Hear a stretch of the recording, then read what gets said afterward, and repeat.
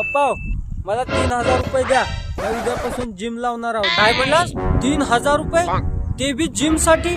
अबे तुझा हात बघते शेवग्याच्या शेंगासारखा हलाले आणि जिम मध्ये जाऊन का उपटधंदे करणार आहेस? पप्पा तिथं जाऊन मी असं मोठे मोठे डंबल्स उचलणार, असं मग असं फुल बॉडी येते आणि मला इथं मस्त पैकी 6 पॅक येते. 6 पॅक.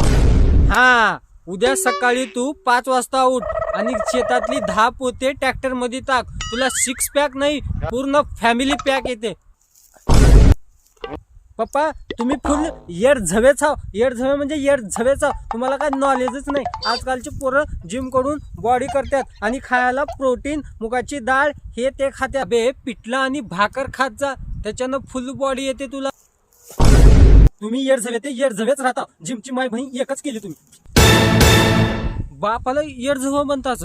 अबे नालायका तू माझच गाबरू आहेस का कुणाचं तर मिक्स आहेच म्हणतो मी. गपची उगा शेतातले कामच कर नसताना असं गावावर देईन की तुझी